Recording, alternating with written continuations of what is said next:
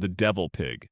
Many years ago, when I was small and lived with my grandfather in a big house on a hill, under a mountain overlooking the ocean in a place that was about as far west as you could go, unless you were a very good swimmer. I was happy, and life was good. Except, of course, for the strange old man who had lived in that area forever. He didn't like us. He said that there used to be a path through the bush where our house was, and that ever since our house was built, he had to walk around through the prickle bushes. He said that we acted like the devil pig. Then that crazy old man would look around like he was worried and say, "Have you seen him?" "Seen who?" we asked him. "The devil pig," he replied. My grandfather and I just thought this was more of his crazy talk, so we tried to ignore him. He would usually go away when we did, but not this time.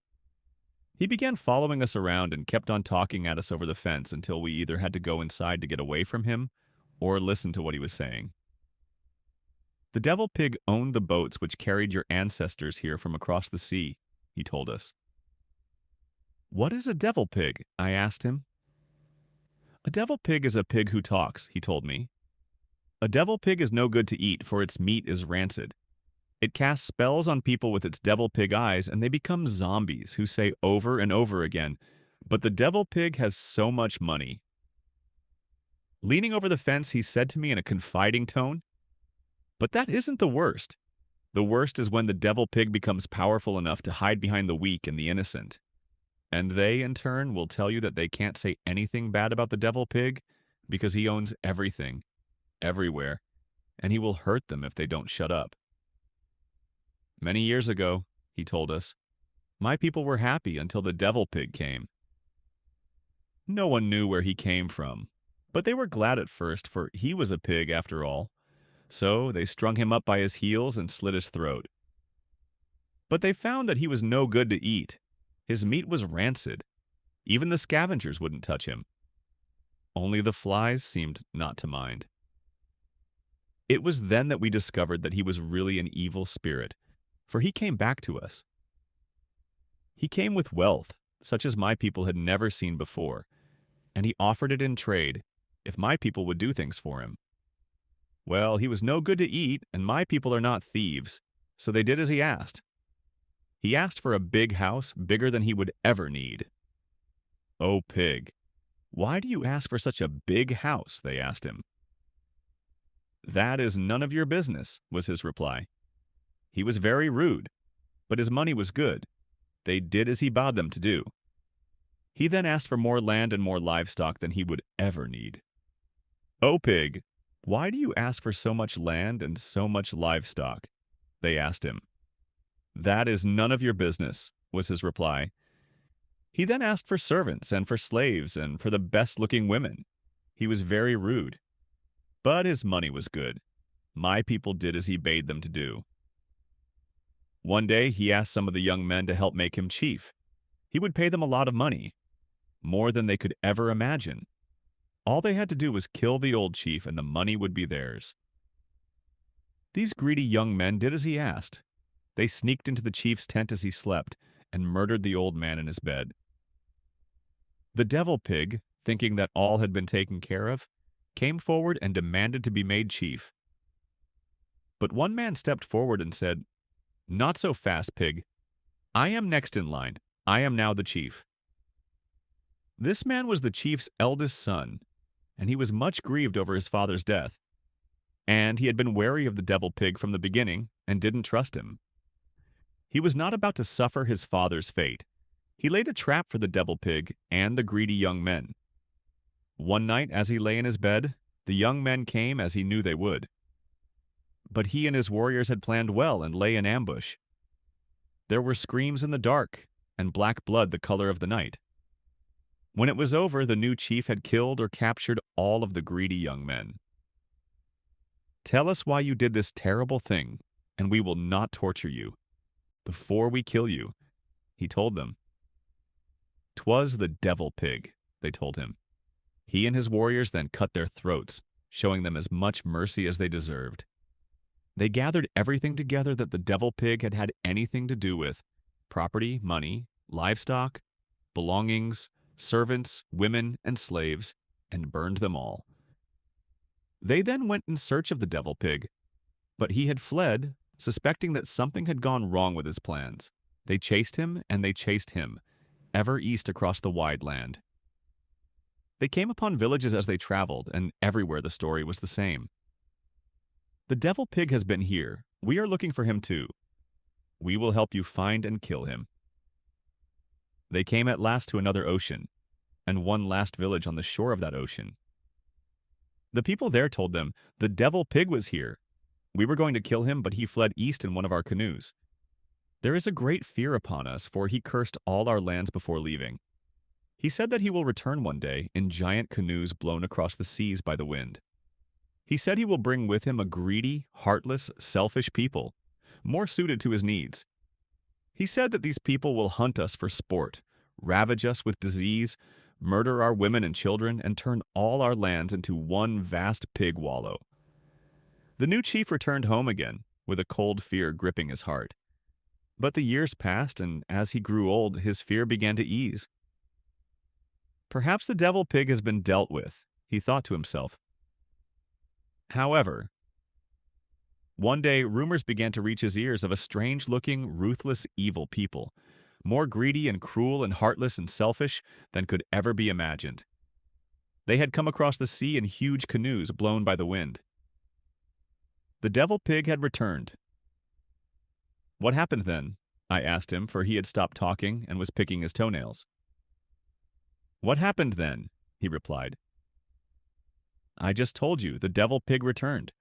My people tried to flee, but it was too late. There was no place left to hide or to run. So, what happened? Where are they? I asked him. Gone, he replied. Where? I persisted. Weren't you listening? He replied irritably. The devil pig got them. So why didn't he get you too? I asked. He gave me an odd look that made me go cold inside. My grandfather too was giving the crazy old man his undivided attention. I, he told us, chose not to listen to his words or look into his eyes. I thought he would have me killed, for my people were now his, and did as he bade them to do. Instead, he put his hex on me. What is a hex? I asked him. An evil spell, he replied. Oh, I said. What was the evil spell? What did it sound like? It sounded like this, he replied. You are blacklisted. The crazy old man started to leave, but I just had to ask him one more question. Why tell us this? Because, he replied, his work is not yet done. He has destroyed my people and our way of life. He used your people to accomplish this. Now he will turn all the wide lands into one vast pig wallow. Soon, you and your grandfather will have no home. You will be forced to live in smaller and smaller boxes, in worse and worse conditions. The devil pig has spread his money far and wide, so that everyone who wanted some had some. Now he's calling it all back. As a result, prices will rise, incomes will fall, houses and property and food will become far too expensive, and everyone will be too distracted to remember that all they have to do is cut the devil pig's throat. He is nothing more than a pig after all. I don't know who taught him to talk, but I do know how to make him squeal once more. I had thought of putting his eyes out with a pitchfork, but my people wouldn't let me near him. Why not? I asked him. This was the last question he would answer, and he did so as he left, so that his words trailed off ominously into the distance with him. This you will find out soon enough. He is coming. You will soon see him with your own eyes. Save yourselves. Do not listen to him. If you get the chance, put out his eyes to stop his talking, string him up by his heels, and slit his throat. He is only a pig, after all. The crazy old man's words were soon forgotten. It was springtime. The days were warm and sunny, the evenings cool, the ocean and mountains their usual serene shades of gray-blue, the skies clear as polished crystal and bright blue, the clouds as pure white as when the world was new. Springtime merged into warm summer evenings, the tall trees growing high and smelling of sap, a faint tang of the sea in the air, the white gulls crying and gliding on the summer breeze.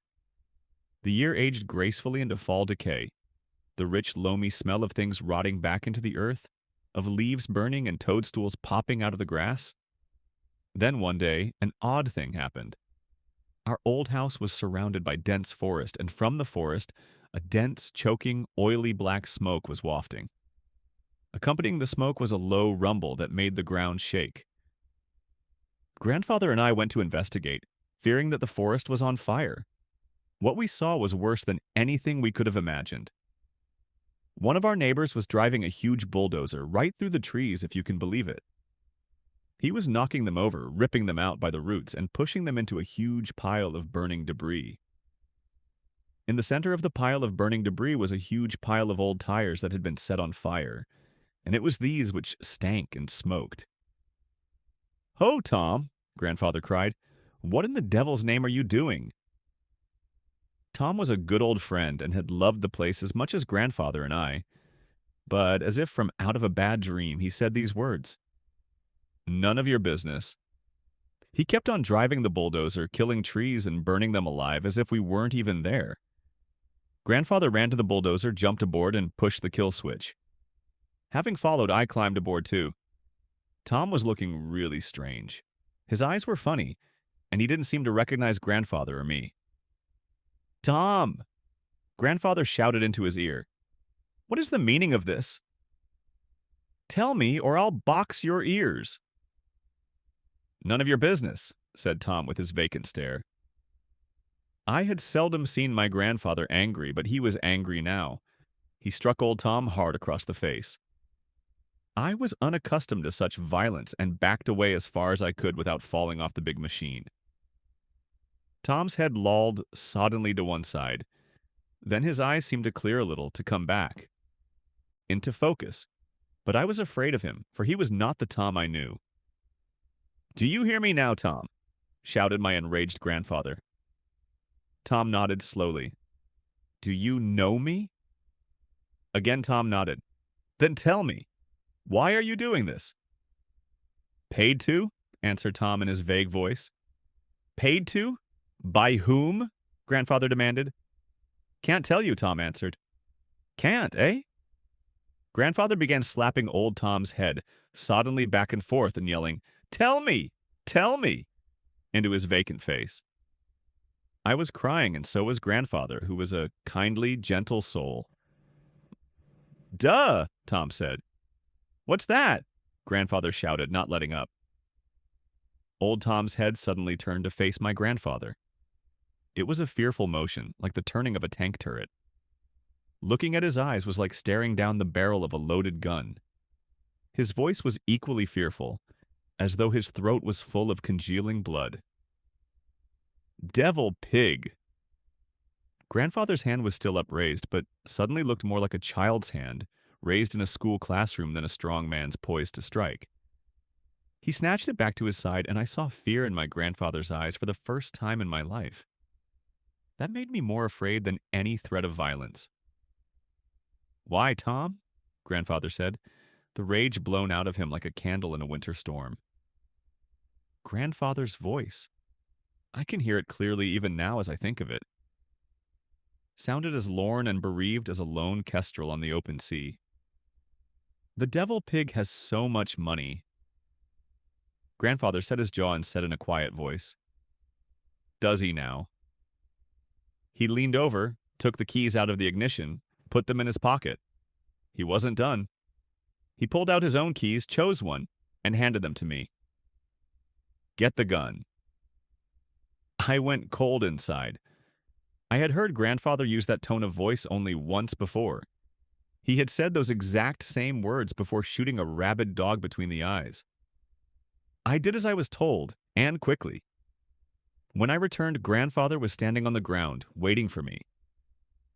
Old Tom hadn't moved. I don't think he either knew or cared that the bulldozer was no longer moving.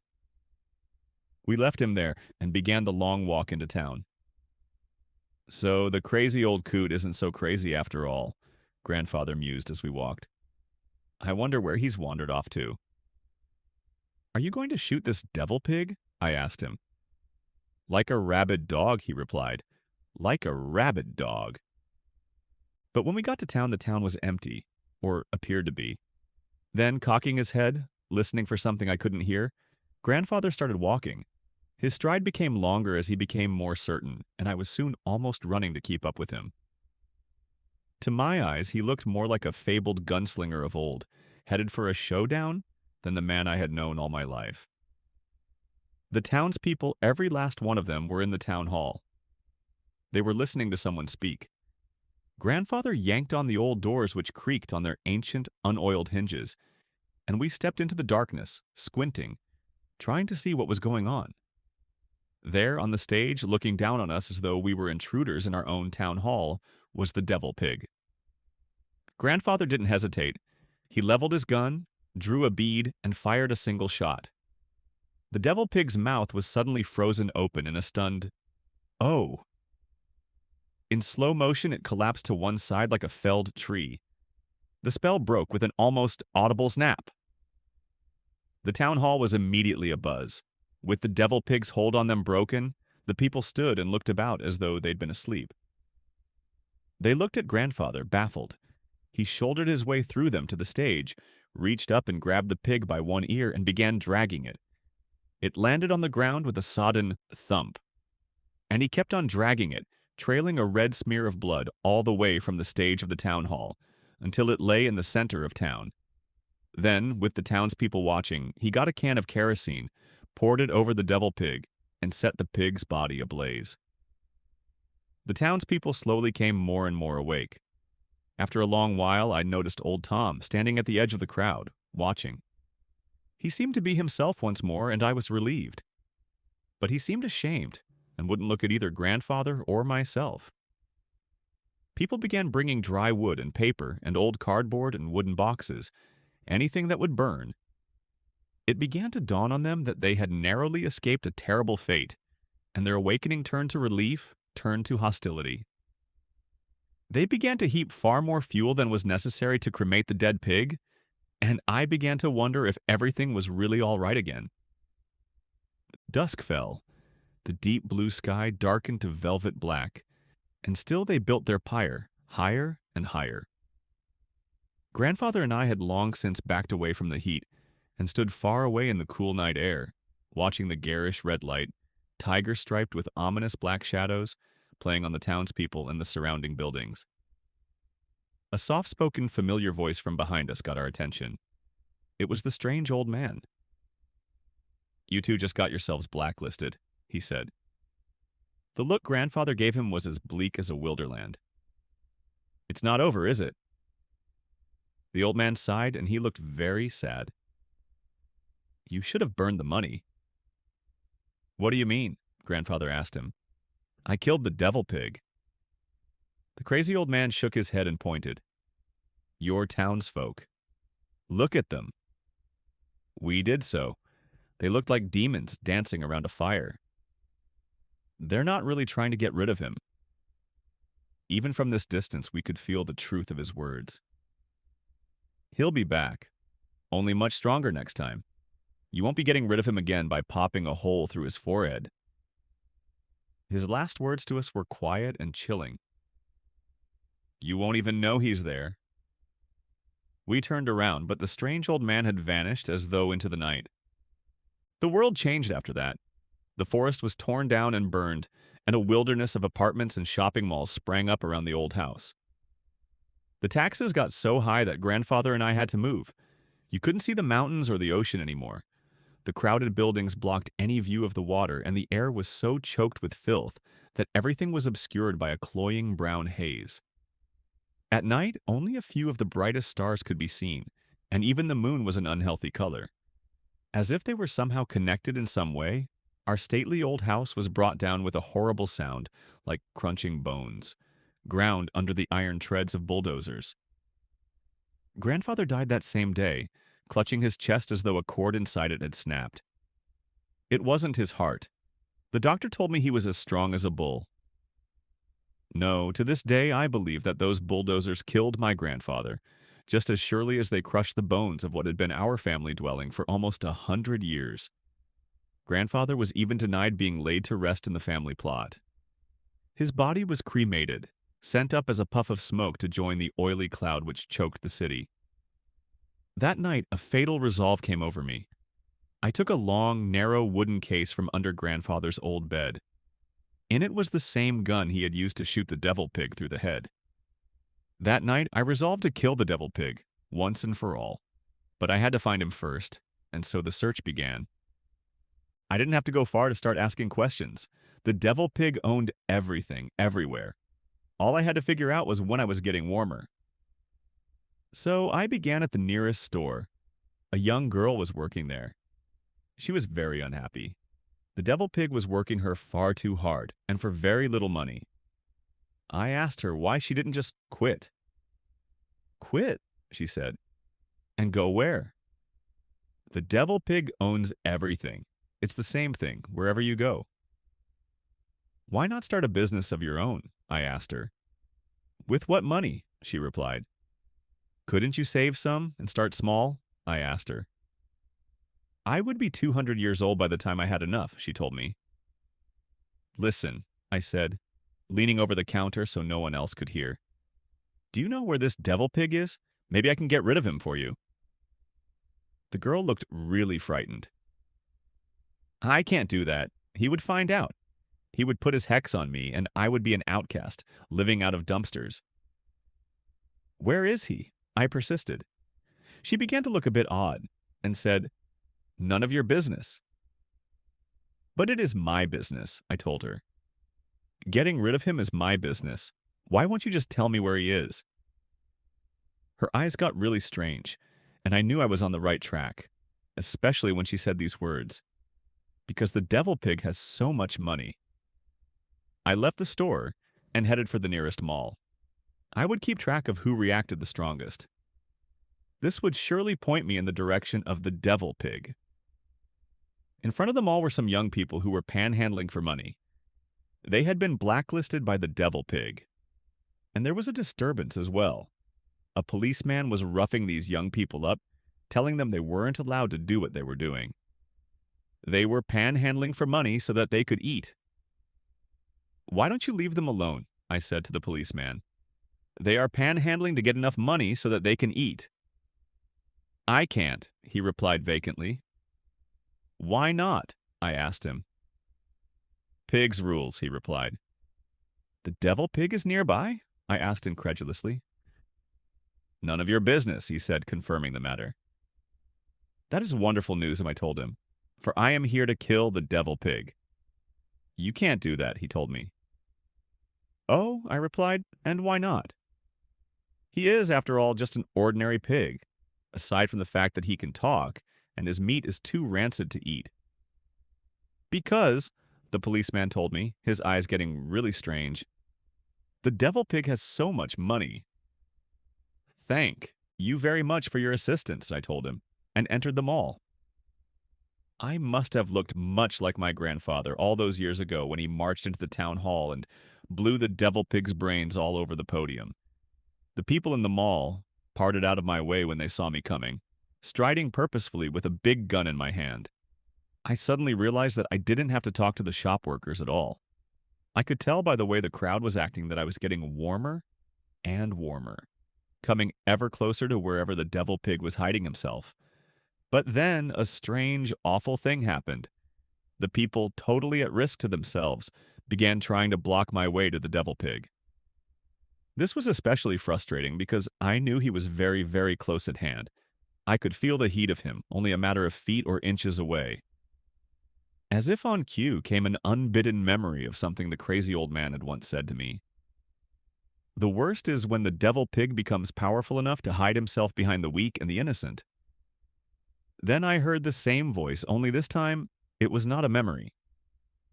You should have burned the money. It was the crazy old man who was standing behind me. Burn the money? Maybe he really was crazy.